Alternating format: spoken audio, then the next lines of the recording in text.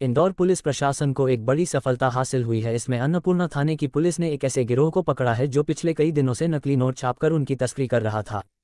Police ने इस मामले में 6 लोगों के खिलाफ एफआईआर दर्ज की है, वहीं 5 को गिरफ्तार किया है और एक आरोपी की तलाश जारी है। जोन 4 के एडीसीपी अभिनव विश्वकर्मा ने बताया कि फरियादी गौरव पिता पूनम जैन 45 साल निवासी सुदामा नगर में शिकायत की थी कि कुछ लोगों द्वारा नकली नोट छापकर मार्केट में चलाए जा रहे हैं। पुलिस ने सूचना मिलते ही इस मामले में एक टीम गठित की एवं आरोपियों की तलाश शुरू की। इसलिए मामले में पुलिस ने गणेश पिता कन्हैयालाल 55 साल निवासी सुदामा नगर, दूसरा विक्रम पिता भागचंद्र 42 साल निवासी शिव सिटी, तीसरा प्रेयस पिता चंद्रशेखर निवासी पारसी मोहल्ला छावनी, चौथा राजेश पिता टेकचंद बारबड़े और पांचवा प्रवीण पिता झाम सिंह 34 साल निवासी सिलिकॉन सिटी को पुलिस ने गिरफ्तार किया है। वहीं छठे आरोपी की तलाश की जा रही है। हालांकि पुलिस ने इस मामले में बताया है कि सभी आरोपी लगभग अभी तक 25 से 30 लाख रुपए के नकली नोट बाजार में चला चुके हैं। दारू पीने नकली नोट प्रिंट करने के लिए हाईटेक प्रिंटर से लेकर स्टाम्प पेपर में यूज होने वाले पेपर का इस्तेमाल किया है। पुलिस ने बदमाशों के पास से लगभग 1,60,000 रुपए के नकली 500-200 के नोट बरामद किए हैं।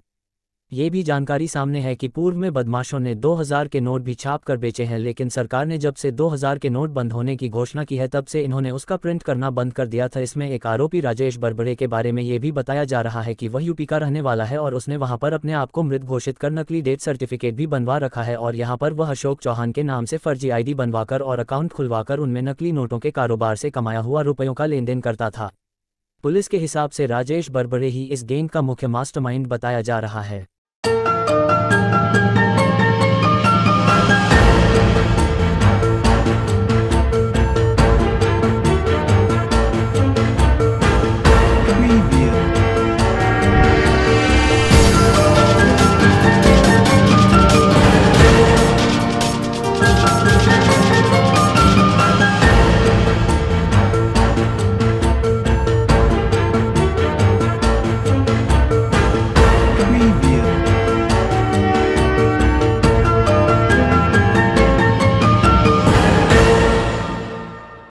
किस प्रकार से यह गिरोह गिरफ्तार हुआ था?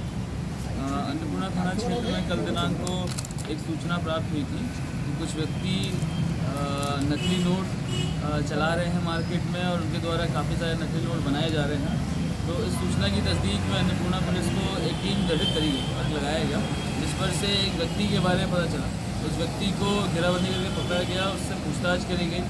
पूछताछ करने पर उसने अपने कुछ दोस्तों के बारे में बताया, जिनकी मदद से ट्रेस करते करते हम एक फ्लैट पर पहुंचे। उस फ्लैट पर हमने देखा कि लगभग 3 से 4 प्रिंटर, कुछ बड़े और कुछ छोटे, वहां पर इंस्टॉल्ड थे और उसमें लगातार जो करेंसी हैं अपनी इंडियन करेंसी, उसके fake Indian currency notes print किए जा रहे थे, 500 रुपीज़ के नोट्स। तो उससे पूछने पर कि ये किस प्रकार से कार्रवाई कर रहा है, तो उसके द्वारा ये बताया गया कि ये फेक इंडियन करेंसी नोट्स लगभग 1 से 1.5 साल से वो बना रहा है और उसको कई डिस्ट्रीब्यूटर्स के माध्यम से पब्लिक में सप्लाई भी किया है। उसके पास से हमें 4 प्रिंटर्स मिले हैं और नकली नोट्स बनाने के लिए जो पेपर इस्तेमाल होता है, लगभग 50 लाख रुपए तक के नोट्स बनाने के लिए का पेपर मिला है। लगभग 1,60,000 रुपये के बने हुए नोट्स मिले हैं।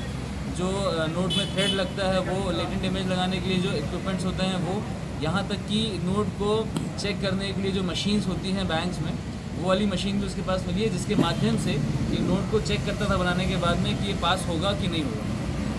इस प्रकार से उसके पास से सारा सामान बरामद किया गया है। इसके अलावा जो इसका डिस्ट्रीब्यूटर नेटवर्क है और जो लोग इसके नोट्स को इस्तेमाल कर रहे थे, ऐसे कुल मिला के हमने 6 आरोपी चिन्हित किए हैं, जिसमें से 5 आरोपियों की गिरफ्तारी की जा चुकी है। एक आरोपी अभी भी फरार है, जिसकी गिरफ्तारी होना शेष है। इस ऑर्गेनाइजेशन का पूरा एक मुख्य आरोपी कौन है और कैसे ये नोट को प्रिंट होते थे और ये आइडिया कहाँ से आता है?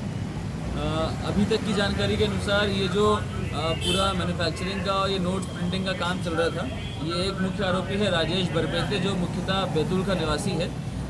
ये मुख्य आरोपी बनाया गया है। इसके पास से ये भी जानकारी प्राप्त हुई है कि इसके पास 2 आइडेंटिटीज़ हैं। एक राजेश बरबड़े के नाम की आइडेंटिटी है, जो कि भोपाल बैतूल का निवासी है, और दूसरा अशोक चौहान के नाम की आइडेंटिटी है। इसके पास से इसके ही नाम का एक डेथ सर्टिफिकेट भी मिला है, जिसके ये प्रूव होता है कि इसने 2 आइडेंटिटीज़ के साथ में काम किया है। इससे इसकी भूमिका पूर्णतः संदिग्ध पाई गई है। इसमें और सारे लूज एंड्स हैं, उसको अभी वेरीफाई करने में समय लगेगा और उसमें फॉलोअप करने में समय लगेगा, जिसमें जैसे जैसे जानकारी आती जाएंगी उसके अनुसार कार्रवाई की जाएगी। सामने आया सर कि अपने आप को क्यों डेट साबित करके अपने जीवन बदल के अपना इसके द्वारा पूछताछ करने में यही बताया गया है कि क्योंकि इस तरह से ये इलीगल काम कर रहा था, तो पकड़े जाने से बचने के लिए इसने अपनी एक नई आइडेंटिटी क्रिएट करी और उसके माध्यम से उस आइडेंटिटी से ही ड्राइविंग लाइसेंस, पैन कार्ड, आधार कार्ड, वोटर आईडी कार्ड और मल्टीपल बैंक्स में बैंक अकाउंट बनाए गए थे और उसी का ट्रांजैक्शन, उसी का यूज़ करके ट्रांजैक्शंस किया करता था। ये जो आरोपी जो ग्रुप में आया, मुख्य आरोपी जो है,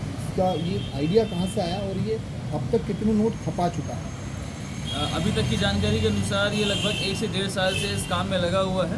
इससे पूछताछ के दौरान ये चीज़ सामने आई है कि इसने यूट्यूब और अन्य सोशल मीडिया वेबसाइट्स के माध्यम से बनाना सीखा है, परंतु और भी कुछ जानकारियां हैं जो संदिग्ध हैं, जिसको वेरीफाई करना अभी शेष है।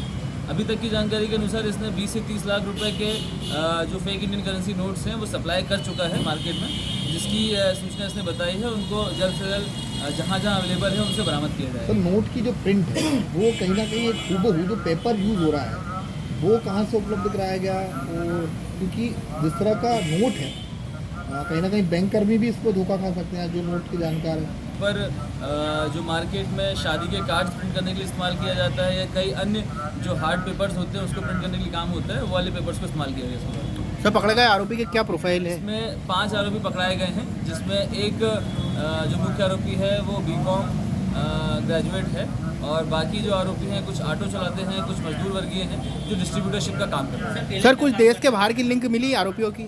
अभी जांच जारी है। इसमें जांच के बाद में जो भी लिंक्स निकल के आएंगे उसके अनुसार कार्रवाई की जाएगी। ये क्या कमीशन बेस या कैसे ये डिस्ट्रीब्यूट करते थे आपस में, क्या बोल सकते हैं कि क्या परसेंटेज चलता था? अभी तक की जानकारी अनुसार ये 1:5 के रेशियो में काम कर रहे थे और भी अभी जानकारी आना बाकी है, जिसकी पड़ताल की जा रही है। लगातार इसमें जो जानकारी आएंगी उसके अनुसार कार्रवाई करेंगे। सर, विधानसभा चुनाव भी नज़दीक है, तो कुछ ऐसी लिंक सामने आ रही है कि चुनाव में बांटने के लिए इस तरह से प्रिंट करके इसको बाजार में खपाया जा रहा था या इस तरह से कुछ? जी, जांच जारी है इस चीज़ में, जैसे जानकारी आएगी वैसे कार्रवाई करेंगे।